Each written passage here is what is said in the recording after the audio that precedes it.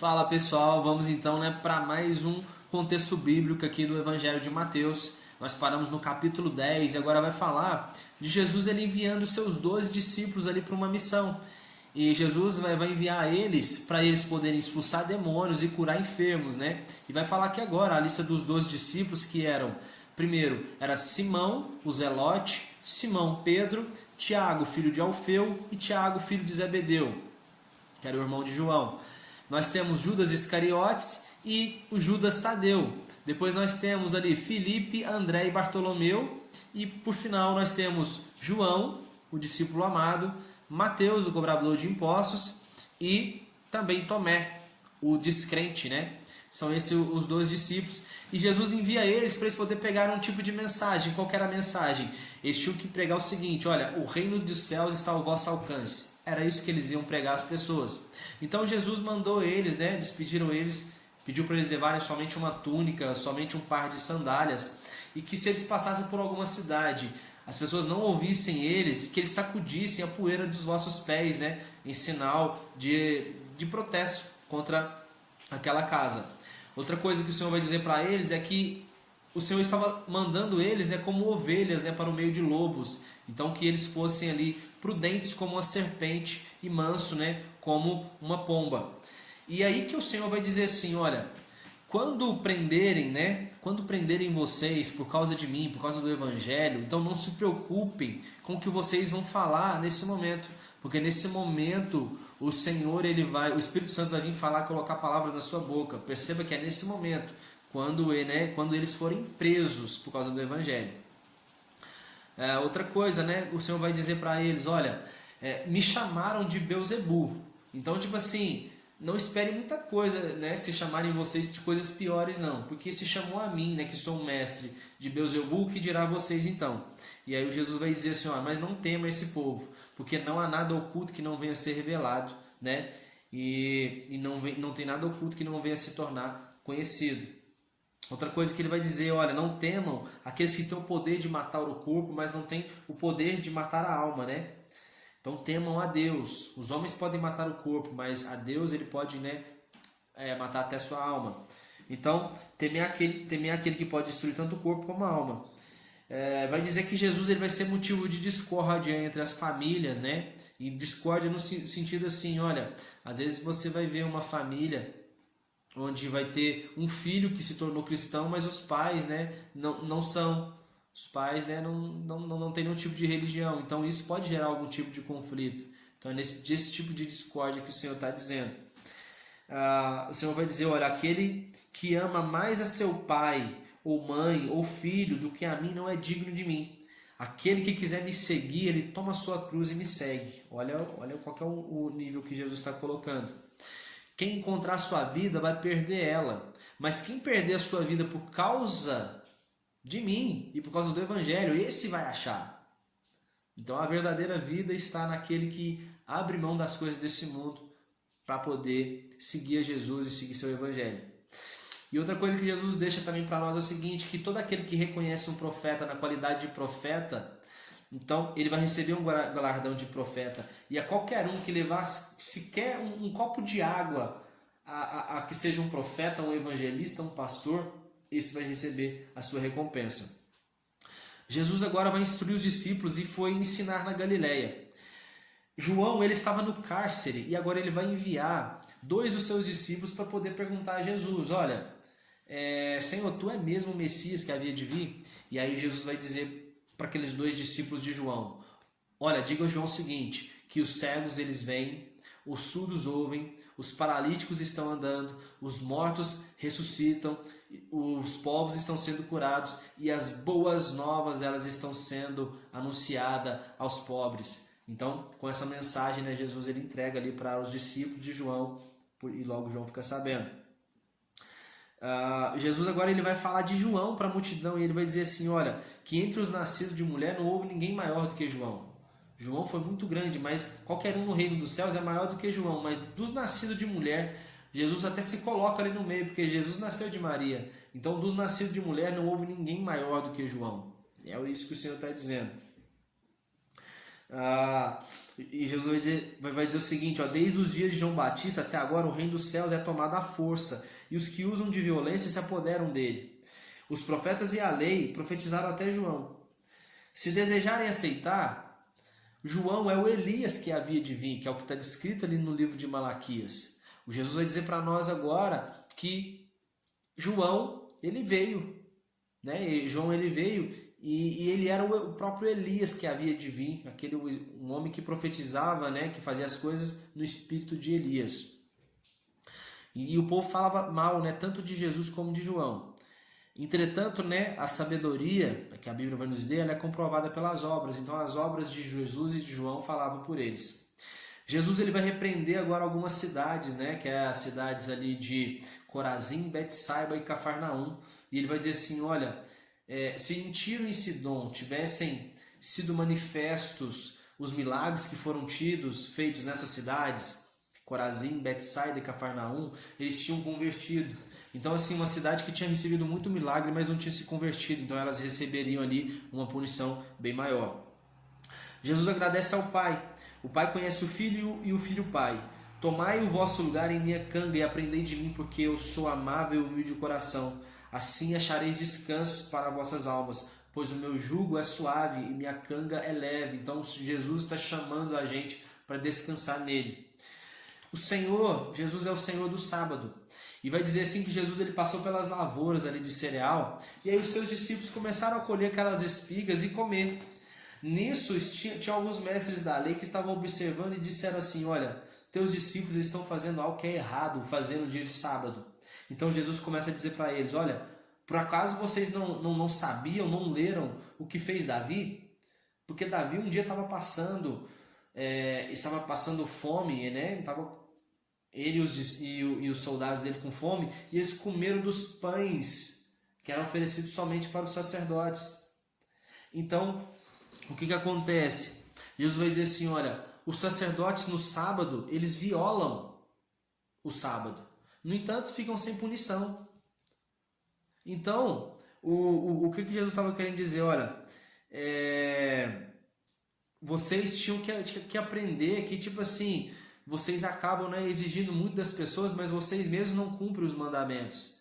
Então, Jesus diz para eles, olha, eu prefiro obediência do que sacrifício, eu prefiro misericórdia, eu quero, e não sacrifício. Jesus fala sobre essas coisas, né, com aqueles mestres da lei, e aí vai dizer que o sábado foi criado por causa do homem, e não o homem por causa do sábado. Então quer dizer que o homem é maior do que o sábado. Então o Filho do homem, que é Jesus, ele é o Senhor do sábado. Então, né, Jesus já estava confrontando essas práticas ali dos sacerdotes, mostrando que ele veio cumprir totalmente a lei, porque os sacerdotes estavam violando a lei ali do sábado e cobrando das outras pessoas. E você vai ver em Deuteronômio, né, que vai dizer assim que se você estiver passando por uma lavoura, você pode comer ali, né, comer dos cereais. Se você, né, estiver passando, estiver com fome, pode comer. Então, eles não avaliaram que isso estava na lei, então eles deixavam de cumprir aquilo que estava na lei. Outra coisa, Jesus agora ele vai sair daquele lugar e foi para a sinagoga. E havia um homem ali com a mão atrofiada. Então, assim, perguntaram para Jesus, Senhor, é lícito curar no sábado? E aí Jesus vai dizer, olha, qual de vocês que tiver uma ovelha e ela caiu num buraco, vocês não vão lá tirar ela do buraco, não? Então Jesus vai perguntar, o que é certo fazer no sábado? Fazer o bem ou fazer o mal? E aí, o Jesus vai dizer assim, olha, para aquele homem com a mão atrofiada, estende a mão. E aí, logo aquela mão dele é curada, né? Jesus libera a cura na vida daquele homem.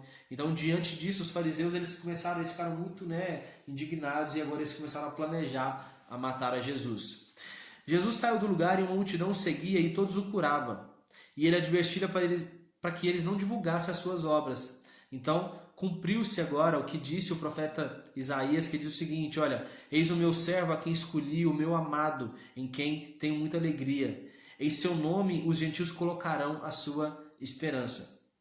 Trouxeram então um endemoniado cego e surdo, e ele foi curado de modo que pôde falar e ver. A multidão ficava admirada, e os fariseus diziam que ele expulsava demônios por Beelzebul.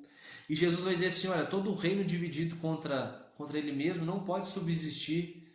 Tipo assim, olha, Jesus disse que ele expulsa pelo Espírito Santo. O que ele expulsava, os demônios, é pelo Espírito Santo, né? Que não tinha como Satanás expulsar o próprio Satanás.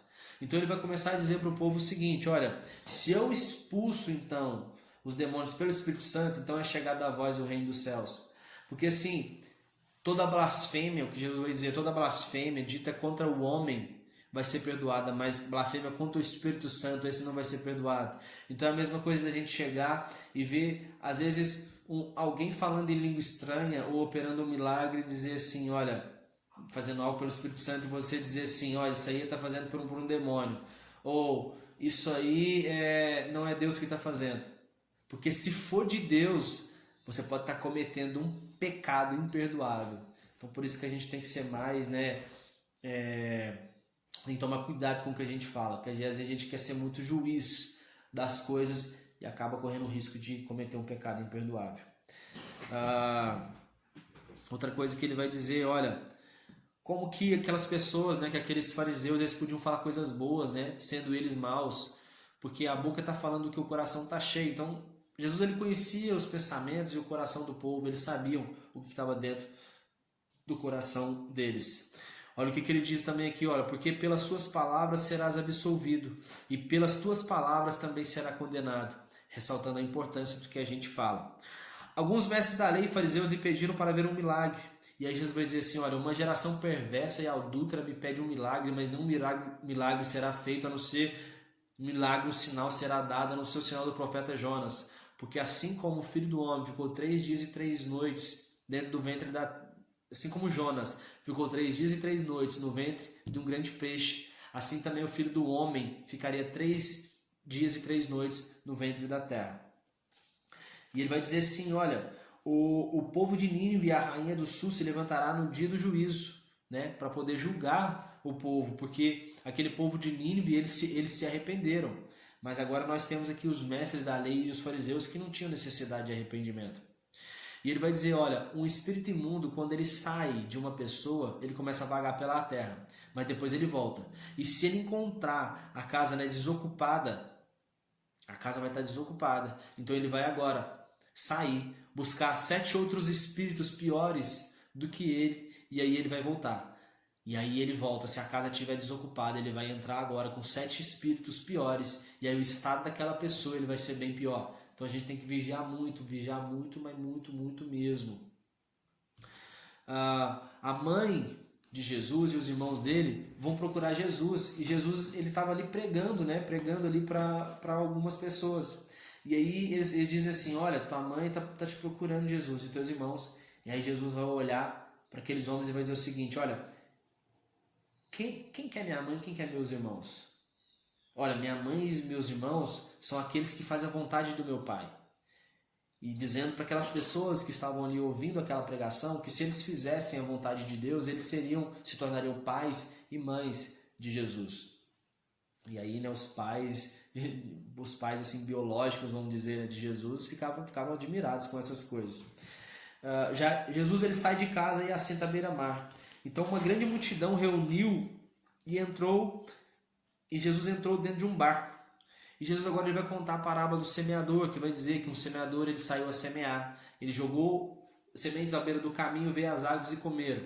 Depois ele jogou sementes em terreno rochoso. Então aí aquela semente até brotou, mas por ela não ter uma raiz profunda, ela acabou ali, né, morrendo. Outra se jogou em terreno espinhoso, né? Mas quando os espinhos eles cresceram, eles sufocaram então aquela semente, aquela planta. Outra coisa, né? Outra semente foi jogada numa terra fértil e aí produziu, né, de 100, 60 e 30 por 1. Então, Jesus agora vai começar a falar sobre o propósito das parábolas e vai dizer assim, olha, os discípulos começam a perguntar, né, para Jesus, e Jesus vai dizer, olha, porque a vós outros foi dado conhecimento dos mistérios do reino dos céus. E Jesus ele está explicando por que ele estava falando por parábola. Os discípulos estavam perguntando a ele isso. Então ele diz, olha, porque vendo eles não enxergam e escutando eles não ouvem, né? Muito menos compreendem. Então isso vai se cumprir o que disse o profeta Isaías também, que o profeta Isaías diz o seguinte, olha, ainda que continuamente estejas ouvindo, jamais entendereis. Mesmo que sempre estejais vendo, nunca percebereis. E aí, Jesus agora ele vai explicar a parábola para os discípulos e vai dizer assim, olha, aquela pessoa, aquela semente que foi jogada ali à beira do caminho e vieram as aves, né, representa então aquela pessoa que ela ouve a palavra, mas logo vem um maligno e rouba essa palavra dela. O terreno rochoso é aquela pessoa que recebe a palavra com alegria, mas por ela não ter raiz em si mesma, por ela não orar, por ela não ler a Bíblia, por ela não ter uma raiz, não ter um testemunho, não ter uma vivência, ela acaba se perdendo. A terceira semente ela cai num terreno cheio de espinhos, então esses espinhos representam ali as tentações desse mundo, a cobiça, o dinheiro, os bens materiais, títulos. Essas coisas fazem com que a planta fique infrutífera e sufoca ela. Essas coisas sufocam a palavra do Senhor na nossa vida e a gente acaba não frutificando. E o outro terreno é aquela terra fértil, né, que é a pessoa que ouve a palavra e aí ela pratica na vida dela e aí ela começa a frutificar. Outra coisa, vai falar sobre o joio e o trigo, que o reino dos céus é semelhante a um homem que semeou boa semente no campo. Enquanto dormia, o inimigo veio e semeou joio ali no meio do trigo. Então, os servos perceberam o joio e perguntaram se podia arrancá-lo. E aí, Jesus vai dizer assim, ó, no tempo da colheita, né, diga aos ceifeiros para queimar o joio e guardar o trigo no celeiro, porque depois o Senhor vai começar a explicar essa parábola aqui do joio e do trigo mais para frente, né? Vai dizer que os anjos eles vão ser os ceifeiros, o campo é o mundo, os anjos são os ceifeiros, né? Então vai chegar um momento que os anjos eles vão separar o joio do trigo. Os discípulos pedem assim, né? Tipo assim, a gente já pode separar, vamos tirar esse joio do meio do trigo. Mas daqui para frente, daqui a pouco, né, vai explicar essa parábola, né, dizendo aí que os anjos são ceifeiros e é eles que vai separar o joio do trigo. Para a gente fechar aqui, vai falar do grão de mostarda, né, que o reino dos céus é como um grão de mostarda que um homem plantou em seu campo, sendo a menor semente, né, quando cresce ela chega a maior entre as plantas. O reino dos céus é semelhante, né, a um fermento que uma mulher misturou 3 medidas de farinha, até que toda a massa ficou levedada. Então, Jesus falou com multidão sempre em parábolas, e cumpriu-se o que disse o profeta Isaías: abrirei minha boca em parábolas e proclamarei coisas ocultas desde a fundação do mundo. Então, nós terminamos aqui essa terceira parte e já já a gente volta com mais.